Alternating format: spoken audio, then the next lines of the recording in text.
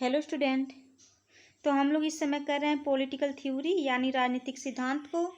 इससे पहले जो हमने कॉन्सेप्ट किया था वह किया था लिबर्टी यानी स्वतंत्रता का, और आज जो हमारा कॉन्सेप्ट होगा वह होगा समानता यानी इक्वेलिटी का। तो देखिए, जो समानता है यह स्वतंत्रता की तरह ही है, जो राजनीतिक सिद्धांत का महत्वपूर्ण विषय है। समानता की धारणा एक ओर स्वतंत्रता के सिद्धांत और दूसरी ओर न्याय के सिद्धांतों को सिद्धांतों का क्या करती है, समावेशन करती है। देखिए, जो सामाजिक समझौते का सिद्धांत दिया था लॉक ने, उन्होंने कहा था कि प्रकृति का कानून सारी मानव जाति को, जो केवल इसी से सलाह लेंगी, यह शिक्षा देता है कि सभी के समान तथा स्वतंत्र होने के कारण किसी को दूसरे के जीवन, स्वास्थ्य, स्वतंत्रता अथवा संपत्ति को क्षति नहीं पहुंचानी चाहिए की बात कौन करता है? तो लॉक ने की थी। और लोग क्या कहते हैं कि प्रकृति ने सभी मनुष्यों को समान व स्वतंत्र पैदा किया है। कोई व्यक्ति किसी दूसरे व्यक्ति के जीवन, स्वास्थ्य, स्वतंत्रता तथा संपत्ति को क्षति नहीं पहुंचा सकता। ये बात कौन करता है? तो लॉक करते हैं। और देखिए, जो अमेरिकी स्वतंत्रता घोषणा पत्र है उसमें भी कहा गया था कि सभी लोग जो हैं वह जन्म लेते हैं तो समान जन्म लेते हैं, और निर्माता ने सभी मनुष्यों को समान अधिकार भी दिए हैं। इसी तरह इसकी बात की गई थी वर्ष जो 1789 में फ्रांसीसी क्रांति के घोषणा पत्र में कहा गया था कि मर्यादा और अधिकारों में सभी लोग जन्म से स्वतंत्र एवं समान है। तो चलिए स्टार्ट करते हैं हम लोग। समानता का अर्थ और प्रकृति। पहले हम लोग देखेंगे समानता का अर्थ और प्रकृति। देखिए, जो समानता की जो अवधारणा है वह अति प्राचीन है। समानता के सिद्धांत का जन्म होता है प्राचीन तथा मध्य युग में विशेष अधिकारों से संपन्न वर्ग के विरुद्ध प्रतिक्रिया के रूप में हुआ। समानता के सिद्धांत का जन्म कब होता है? तो जो प्राचीन तथा मध्य युग में जो विशेष अधिकारों से संपन्न वर्ग थे उनके विरुद्ध जो प्रतिक्रिया के रूप में इनका समानता का जन्म हुआ। जब अल्पसंख्यक कुलीन वर्ग समाज के समस्त सुख सुविधाओं का उपयोग करने लगा तो बहुसंख्यक वर्ग में असंतोष की भावना पनपी, और इस व्यापक विषमता तथा बहुसंख्यक के शोषण के खिलाफ अनेक राजनीतिक विचारकों ने आवाज उठाई। प्राचीन युग में समानता का समर्थन करने वालों में सोफिस्ट तथा स्टोइकवादी चिंतक एटिफोन, यूरिपाइडस आदि प्रमुख थे। प्राचीन में कौन कौन थे? तो प्राचीन में जो समानता के समर्थक थे सोफिस्ट थे, स्टोइकवादी थे, एटिफोन थे और यूरिपाइड्स आदि प्रमुख विचारक थे जो कि प्राचीन युग में समानता का समर्थन करते थे। देखिए, अरस्तु ने समानता के समर्थन नहीं किया था। उसके बाद देखिए, रोम काल में गुलामों के प्रसिद्ध नेता स्पार्टकस ने कहा था कि हर मानव के रक्त का रंग एक जैसा ही है। रक्त का रंग होगा, यहाँ देखिए, जो स्पार्टकस है वे क्या कहते हैं? तो कहते हैं कि जो मानव है, प्रत्येक मानव का जो रंग है रक्त का वो क्या है? तो एक जैसा है।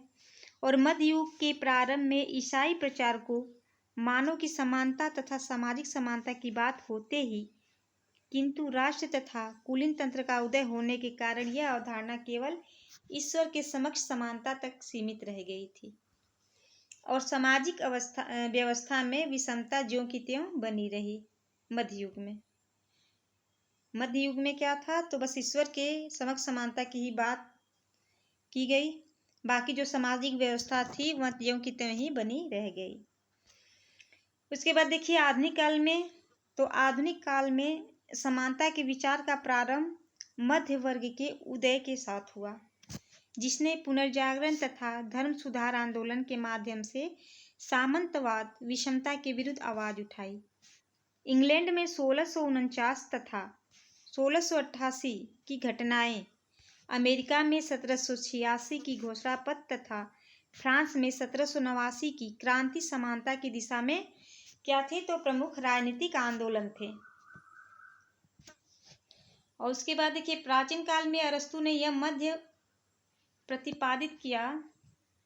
मध्य होगा, यह मत यह मत प्रतिपादित किया कि राज्यों में होने वाले विद्रोह का मुख्य कारण क्या है, तो विषमता है। लेनिन कहते हैं कि जब तक एक वर्ग का दूसरे वर्ग द्वारा शोषण किए जाने की सारी संभावनाएं बिल्कुल नष्ट नहीं कर दी जाती, तब तक वास्तविकता सही समानता नहीं हो सकती। वास्तविकता में सही समानता नहीं हो सकती कब तक, जब तक कि एक वर्ग का दूसरे वर्ग द्वारा शोषण किए जाने की सारी संभावनाएं बिल्कुल नष्ट नहीं कर दी जाती। ये बात कौन कहता है, लेनिन कहते हैं। देखिए, समानता और स्वतंत्रता लोकतंत्र के आधार स्तंभ है। समानता और स्वतंत्रता क्या है, तो लोकतंत्र के आधार स्तंभ है। अमेरिका का जो स्वतंत्रता घोषणा पत्र था, उसमें कहा गया है कि सभी लोग जन्म से समान हैं और निर्माता ने सभी मनुष्यों को समान अधिकार दिए हैं। ये बात कहाँ की गई है, तो अमेरिका के स्वतंत्रता घोषणा पत्र में। अमेरिका के स्वतंत्रता घोषणा पत्र में यह बात की गई है। इसके बाद देखिए, समानता की संकल्पना आधुनिक युग की देन है। समानता की संकल्पना आधुनिक युग की देन है। समानता जो है वह चाहिए से संबंधित संकल्पना है। तथ्यात्मक रूप में समानता नहीं होती है। समानता तथ्यात्मक रूप में नहीं होती है। समानता का अर्थ है समाज में विशेष अधिकारों एवं विषमताओं को समाप्त करना। समानता का अर्थ क्या है, तो समाज में जो विशेष अधिकार है और जो विषमताएं हैं उन्हें समाप्त करना। अतः समानता का अर्थ है विभेदों का अंत। हम कह सकते हैं कि समानता का अर्थ क्या है, तो जो विभेद हैं उनका अंत ही समानता है। समानता का आशय प्रत्येक प्रकार के विभेदों की समाप्ति नहीं बल्कि अतार्किक विभेदों की समाप्ति है। समानता का आशय प्रत्येक प्रकार के विभेदों की नहीं, जो प्रत्येक प्रकार के विभेदों की समाप्ति नहीं बल्कि क्या है, तो अतार्किक विभेद जो हैं उनकी समाप्ति की बात करते हैं। अतार्किक विभेदों का आशय क्या है, तो लिंग, जाति और धर्म के आधार पर किए गए विभेद जो हैं वह अतार्किक है। जो लिंग के आधार पर किए जाते हैं, धर्म के आधार पर किए जाते हैं या जाति के आधार पर जो विभेद किए जाते हैं वह क्या है, तो वे अतार्किक है। और जो क्षमता या अक्षमता के आधार पर किए जाते हैं वे विभेद नहीं होते, वो अतार्किक विभेद नहीं होते। अतः समानता का अर्थ उन विषमताओं को हटाना है जो समाज द्वारा निर्मित है, ना कि प्राकृतिक विषमताओं का अंत करना। तो समानता का अर्थ क्या है, उन विषमताओं को हटाना जो समाज ने निर्माण किया है, जिसका निर्माण समाज द्वारा होता है, उन्हीं विषमताओं को खत्म करना, हटाना, समाप्त करना क्या है, समानता का अर्थ है। उन विशेषताओं को या उन असमानताओं को नहीं या विषमताओं को नहीं जो कि प्राकृतिक का है। प्राकृतिक विषमताओं का अंत करने की बात नहीं करता। आधुनिक युग में समानता की संकल्पना का केंद्रीय बनाने का श्रेय दिया गया है रूसो को। आधुनिक युग में समानता को संकल्पना का केंद्रीय बनाने का श्रेय दिया जाता है रूसो को। वर्ष 1789 में फ्रांसीसी क्रांति की घोषणा पत्र में कहा गया कि मर्यादा और अधिकार में सभी लोग जहां से स्वतंत्र समान हैं। 1789 की जो फ्रांसीसी क्रांति की घोषणा पत्र, उसमें क्या कहा गया, तो उसमें कहा गया कि जो सभी लोग हैं, जो व्यक्ति एवं नागरिकों को जो अधिकारी घोषणा जो अधिकार दिए गए थे फ्रांस की राष्ट्रीय असेंबली द्वारा 1789 में, उसमें उन्होंने कहा था कि मर्यादा और अधिकार में सभी लोग जन्म से स्वतंत्र एवं समान हैं। किसमें, तो मर्यादा और अधिकारों में। उदारवादियों के अनुसार समानता वैधानिक होती है। ऐसा व्यक्ति कानून व नियमों के समक्ष समान माने जाएंगे। तो उदारवादी क्या कहते हैं कि समानता जो है वह वैधानिक है और ऐसा व्यक्ति कानून और नियमों के समक्ष क्या माना जाएगा, तो समान माना जाएगा। विभिन्न विचारकों के अनुसार समानता की संकल्पना हम लोग देखते तो जो लास्की हैं, लास्की की बात करते हैं तो लास्की कहते हैं समानता का अर्थ यह नहीं है कि प्रत्येक वेतन व्यक्ति के वेतन भत्ते समान हो, सुख सुविधा में समान हो, सुख सुविधाएं जो है वह समान हो। यदि एक मजदूर का वेतन एक वैज्ञानिक की बराबर हो जाएगा तो समाज का उद्देश्य ही नष्ट हो जाएगा। इसलिए समानता का आशय है कि समाज में कोई विशेष अधिकार संयुक्त वर्ग ना हो और सबको विकास का समान अवसर प्राप्त हो। ठीक, मैं समानता का असली अर्थ जो है या समानता का जो आशय है लास्की के अनुसार कि समाज में कोई विशेष अधिकार या संयुक्त वर्ग ना हो और सबको विकास का समान अवसर प्राप्त हो।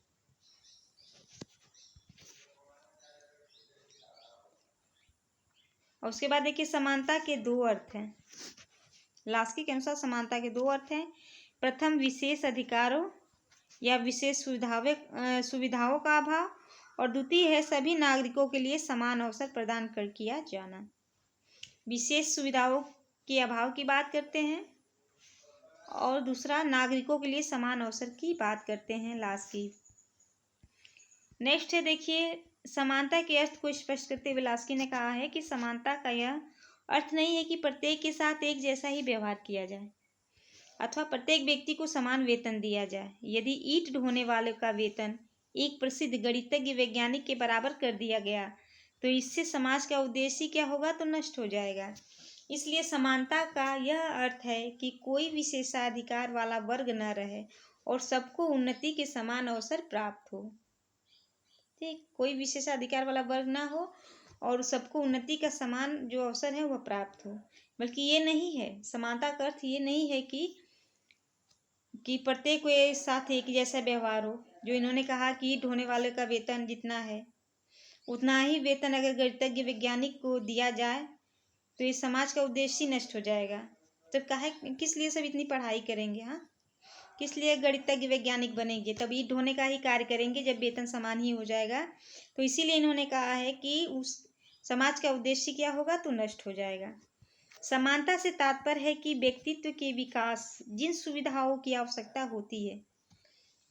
लास्की क्या कहते हैं कि जो समानता का तात्पर्य क्या है कि व्यक्तित्व के विकास के लिए जिन सुविधाओं की आवश्यकता होती है वह सभी बिना किसी भेदभाव के निष्पक्षता पूर्वक समाज तथा राज्य द्वारा प्रदान किए जाएं। समाज में कोई विशेष वर्ग अथवा व्यक्ति समूह राज्य की शक्ति को अपने हित का साधनार्थ प्रयुक्त न करे। विशेष वर्ग या कोई भी व्यक्ति समूह है वह राज्य की शक्ति को, जो राज्य की शक्ति है वह अपने हित के लिए उसका प्रयोग ना करे।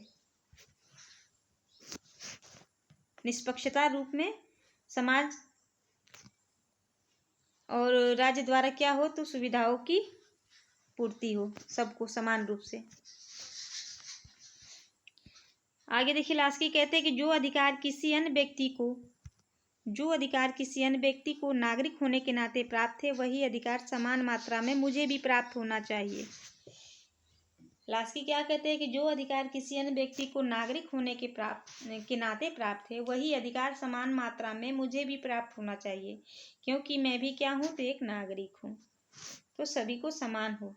लॉक कहते हैं कि प्राकृतिक अवस्था पढ़े लिखे वर्ग के मध्य समानता की अवस्था थी। लॉक क्या कहते हैं कि जो प्राकृतिक अवस्था थी वह पढ़े लिखे वर्ग के मध्य समानता की अवस्था थी। अप्पादोराय कहते हैं, अप्पादोराय जो है उनके शब्दों में ये कहना है कि सब मनुष्य समान है, ऐसे ही गलत है। ये कहना कि सब मनुष्य समान है ऐसे ही गलत है जैसे कि यह कहना कि पृथ्वी समतल है। अगर हम कहते हैं कि सभी मनुष्य समान है तो ये गलत होगा। किस प्रकार? जिस प्रकार अगर हम कहते हैं कि पृथ्वी क्या है, तो समतल है, उसी प्रकार ये भी कहना गलत है कि सब मनुष्य समान है। देखिए मनुष्य प्राकृतिक रूप से मनुष्यों में भी कुछ असमानताएं पाई जाती हैं, इसीलिए हम उससे नहीं कह सकते कि सभी मनुष्य समान हैं। विशेष सुविधाएं भी नहीं होती है, कई लोग विशेष वर्ग होते हैं समाज में। तो ये कहना कि सब मनुष्य समान है तो ये गलत होगा। किस प्रकार? जिस प्रकार पृथ्वी समतल है यह कहना, ये कौन कहता है, तो ये अप्पादोराय कहते हैं। देखिए प्लेटो तथा अरस्तु ने समानता का विरोध किया था।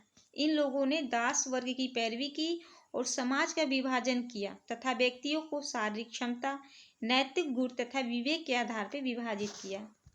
यह अलग अलग बताया था प्लेटो ने और अरस्तु ने। अरस्तु ने दास की बात की थी और प्लेटो ने इन 3 विशेषताओं की बात की थी। इसके बाद देखिए विभिन्न विचारधाराओं के अनुसार समानता का अर्थ क्या है।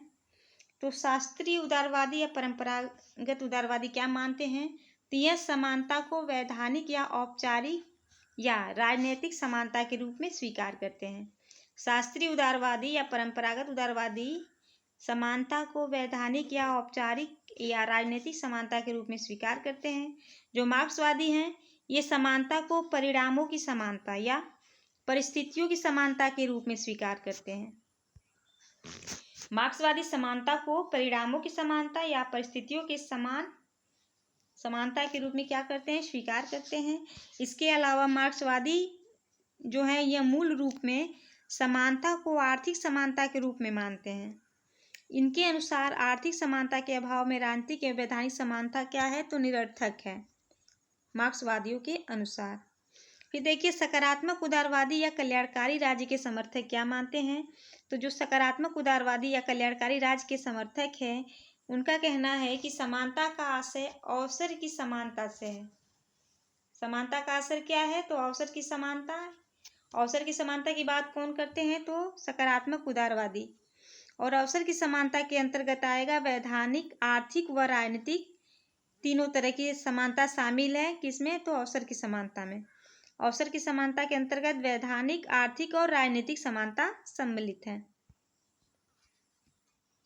समुदायवादी जो हैं देखिए क्या कहते हैं, तो जो वाल्जार हैं इन्होंने जटिल समानता, कॉम्प्लेक्स इक्वालिटी का विचार दिया।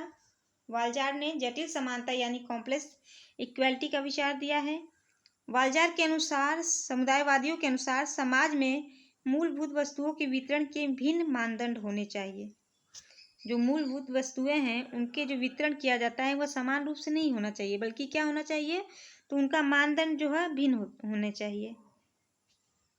मानदंड भिन्न होना चाहिए, बराबर नहीं होना चाहिए। देखिए मानव जो है प्राकृतिक रूप में मानव में भी कुछ असमानताएं पाई जाती है, तो उन्हीं असमानताओं को देख के जो मूलभूत वस्तुओं का वितरण किया जाता है वो उनका मानदंड जो है उसी के आधार पे होना चाहिए। ये बात करते हैं समुदायवादी।